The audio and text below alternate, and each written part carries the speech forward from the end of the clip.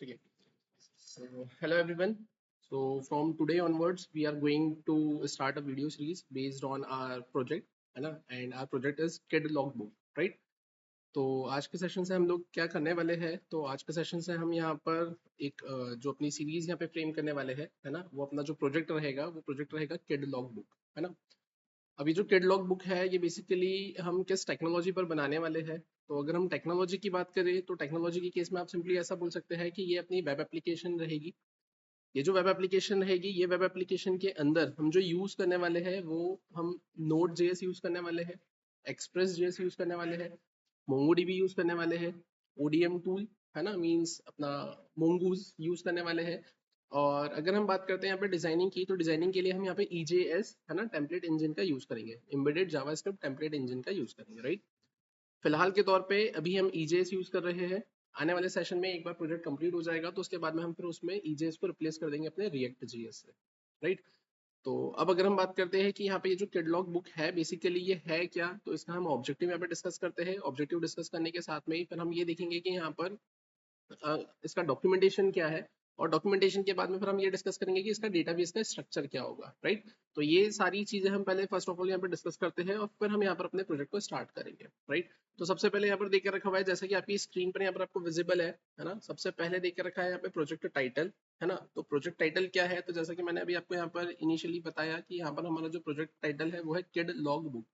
As the name itself indicates, यहाँ पर नाम से ही आपको ये समझ में आ रहा होगा कि यहाँ पे ये जो प्रोजेक्ट हम फ्रेम करने वाले हैं इसमें रिलेटेड टू किड, है ना, कुछ फंक्शनलिटीज यहाँ पर होंगी. अब ये रिलेटेड टू किड यहाँ पे कुछ फंक्शनलिटीज होंगी तो उसके आगे यहाँ पर देखिए रखा है लॉग बुक, है ना. मतलब उसके लॉग्स, लॉग्स मतलब कि कुछ डिटेलिंग में, है ना, कुछ इन्फॉर्मेशन हम स्टोर करके रखने वाले हैं, ऐसी कुछ स्पेसिफिक बुक.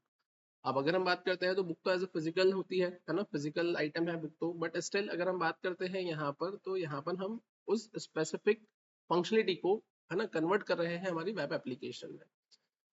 तो अब यहाँ पर अब जो प्रोजेक्ट टाइटल है उसका कुछ ब्रीफ में यहाँ पर डिस्क्रिप्शन देके रखा हुआ है कि a digital bridge between teachers and parents, है ना. कैटलॉग बुक है क्या बेसिकली, तो a digital bridge between teachers and parents for daily child activity updates. कि यहाँ पर आप क्या बोलेंगे कि जो कैटलॉग बुक है इसमें हम यहाँ पे क्या फैसिलिटी प्रोवाइड करने वाले हैं, तो इसमें हम ये जो फैसिलिटी प्रोवाइड करने वाले हैं वो फैसिलिटी रहेगी किसकी, कि ये एक डिजिटल ब्रिज की तरह काम करेगा, किसके बीच में, टीचर्स और पेरेंट्स के बीच में, है ना. किस लिए काम करेगा, for daily child activity updates, कि आपका जो चाइल्ड रहेगा तो वो चाइल्ड की जो डेली एक्टिविटी अपडेट्स रहेंगे तो वो चीज जो टीचर्स रहेंगे, है ना, जो ट्रेनर्स रहेंगे, वो कहाँ पर अपने उस स्पेसिफिक स्टूडेंट की सारी डिटेल्स को, सारी इंफॉर्मेशन को उनके पेरेंट्स तक क्या कर सकते हैं, पहुंचा सकते हैं विद दिस स्पेसिफिक सिस्टम. फिर अगर हम इसके ओवरव्यू की अगर बात करें तो ओवरव्यू के केस में हम क्या बोल सकते हैं यहाँ पे, तो Kidlog book as a web application design to simplify communication between teachers and parents. Teachers और पेरेंट्स के बीच में जो कम्युनिकेशन है उसको सिंप्लीफाई करने के लिए यहाँ पर हम बनाने वाले हैं, ठीक है. It serves as a digital logbook where teachers can regularly update crucial details about a child school life, है ना. चाइल्ड के स्कूल लाइफ के बारे में जो टीचर रहेगा वो क्या करेगा, यहाँ पर स्पेसिफिक अपडेट्स करेगा,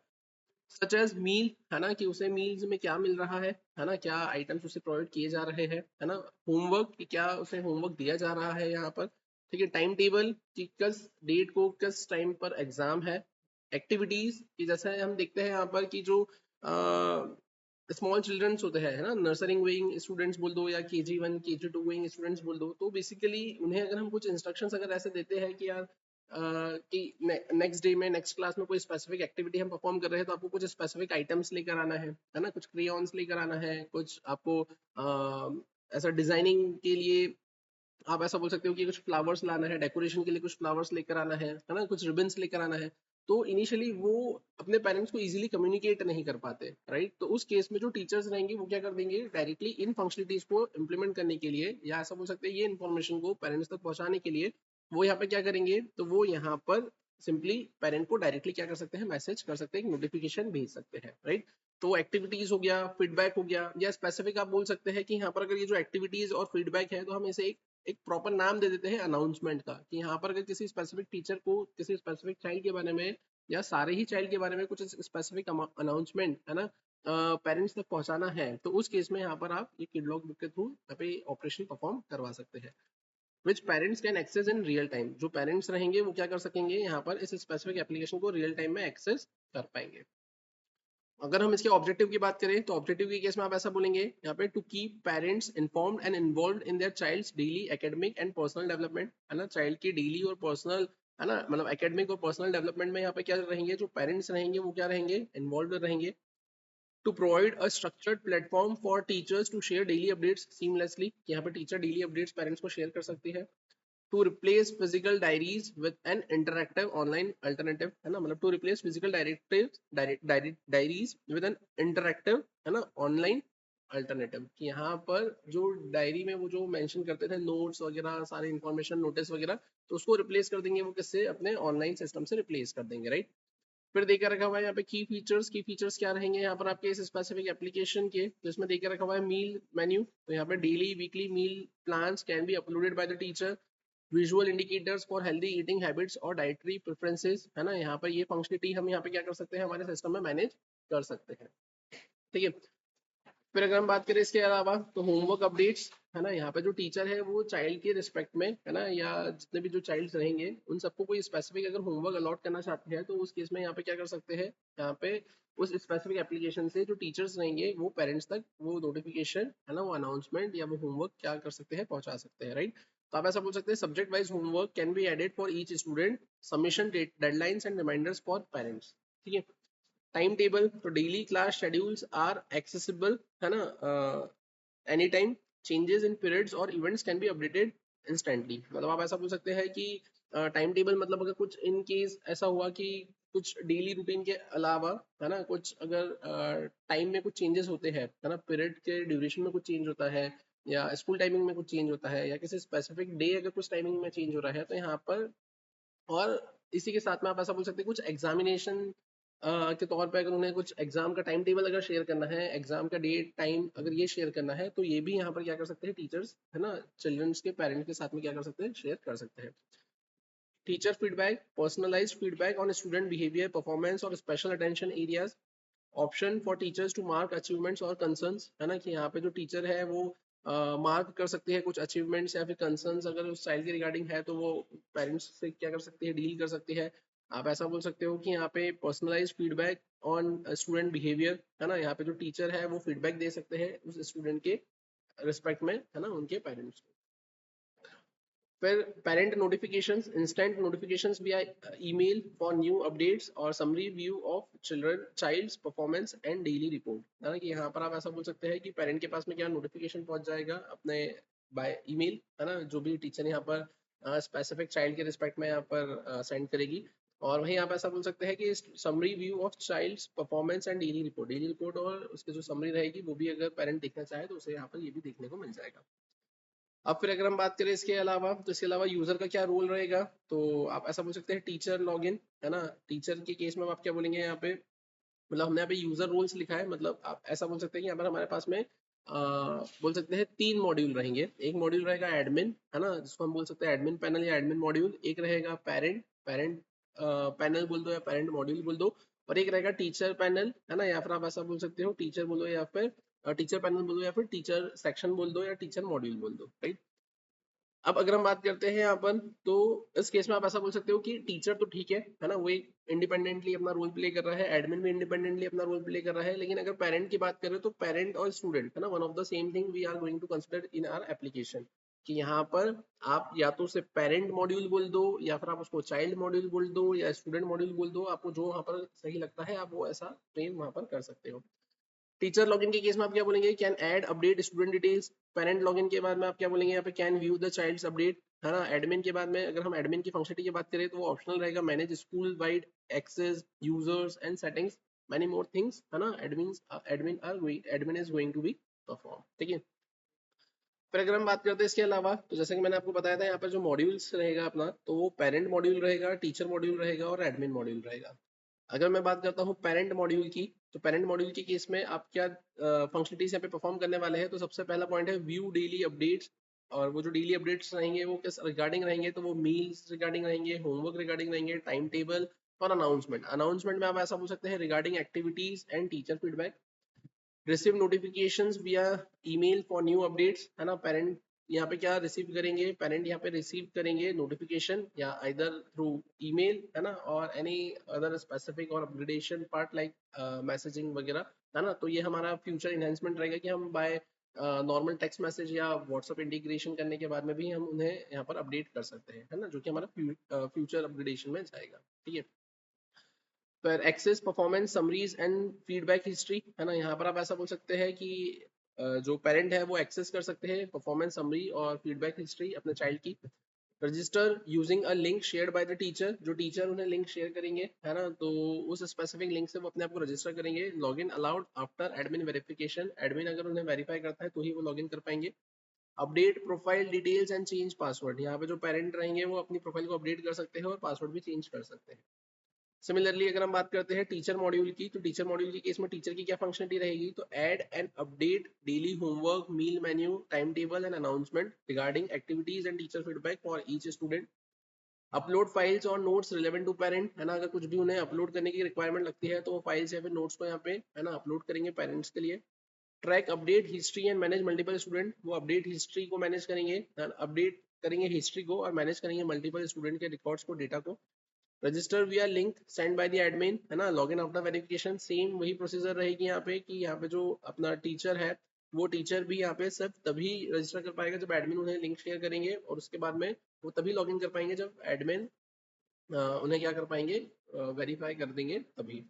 अपडेट प्रोफाइल एंड पासवर्ड, यहाँ पर आप ऐसा बोलेंगे ये जो अपना टीचर मॉड्यूल है वो अपनी प्रोफाइल को अपडेट कर सकता है और पासवर्ड को भी अपडेट कर सकता है। सिमिलरली अगर हम एडमिन की बात करें तो एडमिन के केस में आप ऐसा बोल सकते हैं manage teacher and parent accounts, यहाँ पे ये मैनेज करेंगे पेरेंट और टीचर के अकाउंट, लाइक वो देख सकते हैं कि कितने टीचर्स इनरोल है ना, कितने पेरेंट्स इनरोल है। अगर उन्हें ऐसा लगता है कि कोई स्पेसिफिक पेरेंट अनऑथराइज है या फिर वो अनऑथराइज एक्टिविटी परफॉर्म कर रहा है ना, डिस्टर्बेंस प्रोवाइड परफॉर्म कर रहा है, डिस्टर्बेंस, है ना, उसकी वजह से डिस्टर्बेंस हो रहा है आपकी एप्लीकेशन में, लाइक कि वो रेगुलर बेसिस पे, है ना, अननेसेसरली कुछ भी क्वेरी जनरेट कर रहा है या कुछ भी स्पेसिफिक अगर प्रॉब्लम जनरेट कर रहा है, तो एडमिन यहाँ पे क्या कर सकता है, उन्हें ब्लॉक कर सकता है। Monitor platform usage and activity logs, ठीक है। Configure system setting like notification preferences, school branding and data backups, है ना, ये एडमिन का वर्क रहेगा। Approve verify parent and teacher registration,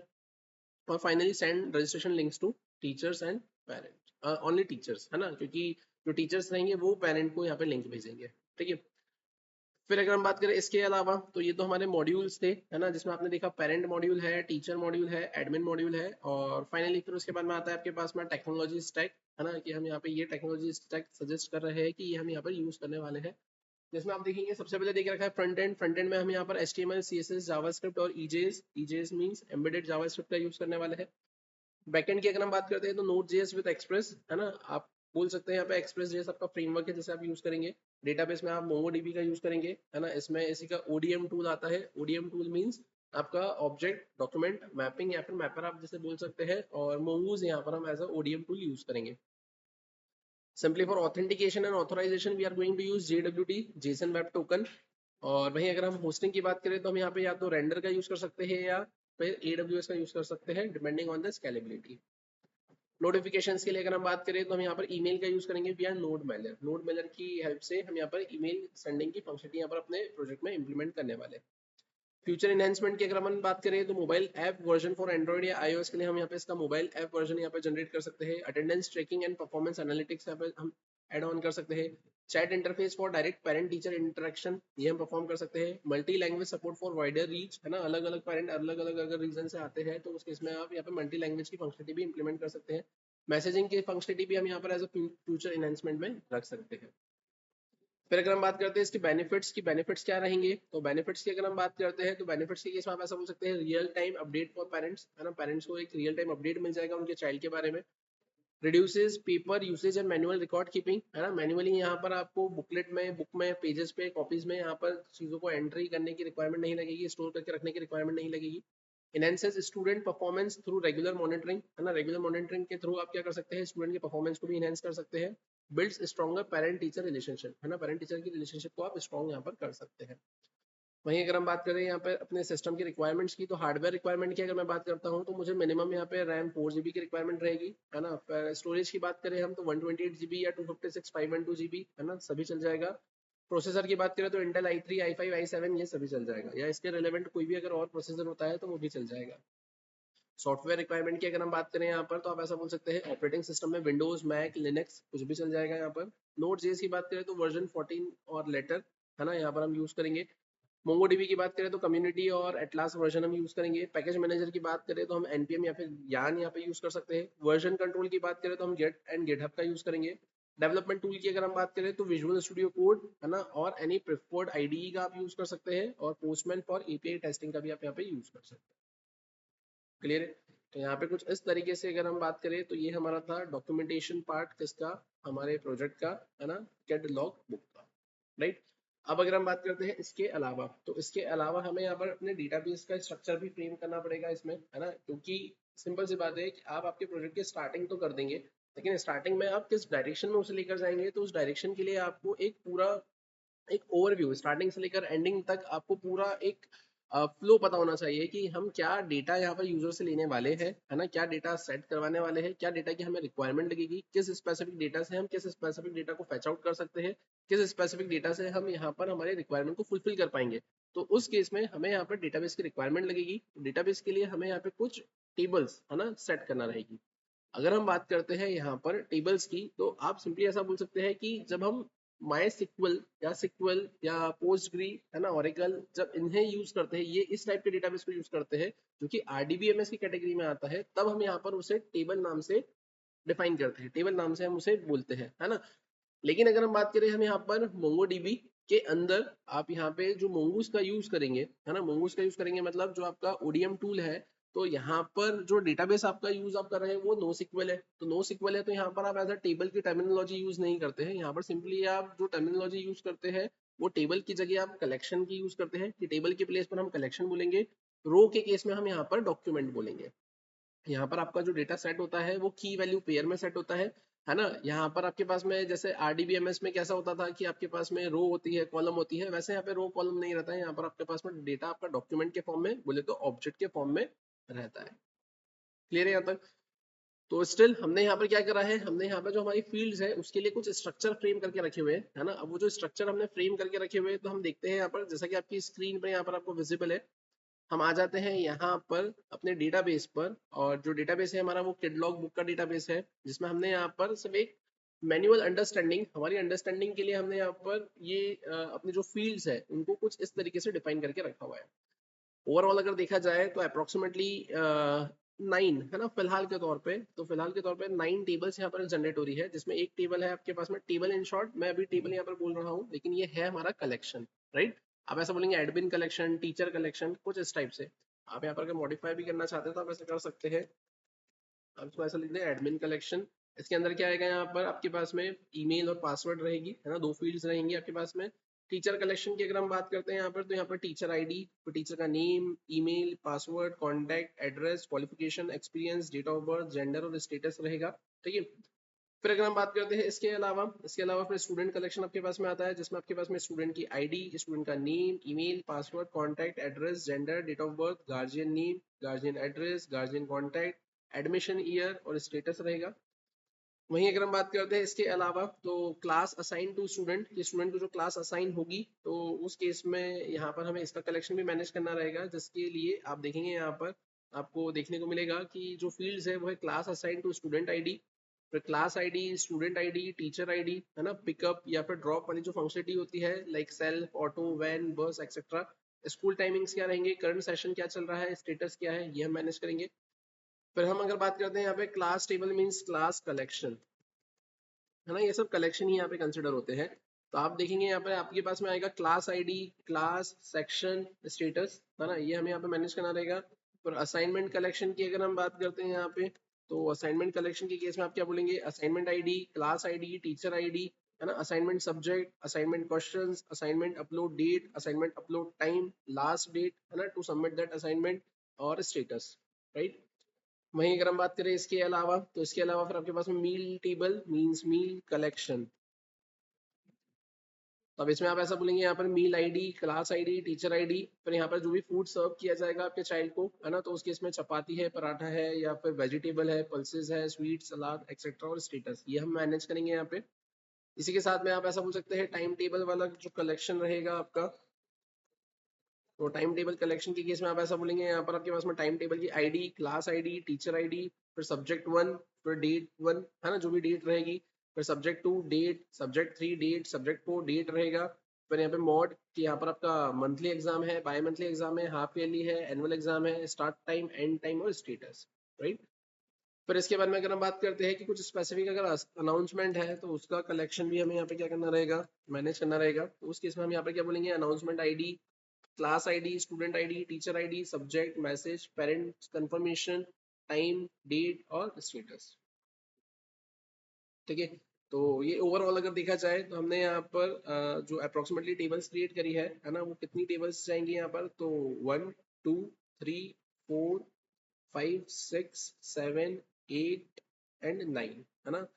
approximately 9 table यहाँ पर आपको देकर रखी हुई है। ये 9 टेबल से हम यहाँ पर डील करने वाले हैं, और यहाँ पे जब हम डील करेंगे और उस बीच में अगर यहाँ पर कुछ हमें ऐसे रिक्वायरमेंट लगती है कि हमें फर्दर टेबल्स को इंक्रीज करने की जरूरत है ना, या कुछ मॉडिफिकेशन करने की रिक्वायरमेंट है, तो फिर उस केस में उस अकॉर्डिंगली हम यहाँ पे क्या करने वाले हैं, मॉडिफिकेशन करने वाले हैं, राइट। तो आज का सेशन हम यहीं पे स्टॉप करते हैं। इसकी आगे की फंक्शनलिटी हम परफॉर्म करेंगे हमारे नेक्स्ट सेशन में, जिसमें हम यहाँ पर ये देखने वाले हैं कि हम हमारे प्रोजेक्ट को स्टार्ट कैसे करेंगे।